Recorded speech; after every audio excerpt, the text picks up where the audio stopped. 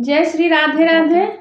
हम आप लोगों को एक विवाह गीत सुनाने जा रहे हैं। अगर हमारा विवाह गीत आप लोगों को पसंद आए तो चैनल को लाइक और सब्सक्राइब जरूर करिएगा। कमेंट में जरूर बताइएगा मेरा गाना आप लोगों को कैसा लगा, जरूर बताइएगा।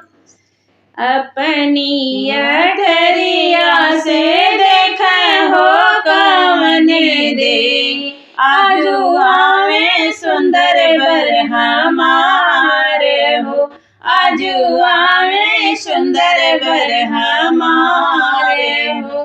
कि मोर बर आवे हाथी घोड़ा, कि आवे रथ पे सवार जी, कि आवे रथ पे सवार जी।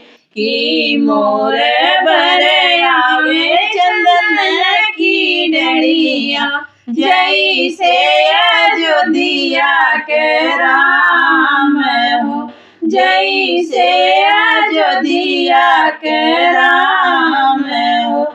घोड़े के लगा में धई के बेली बेटी, आजू रायन बसी जाऊ, आजू रायन बसी जाऊ।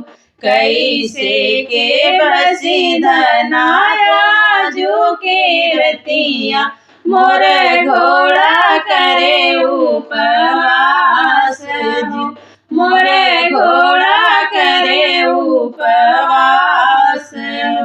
तुहरे जे घोड़ा स्वामी चना गुड़ खई है, हथिया के लिटिया लगाई हो, हथिया के लिटिया लगाई हो।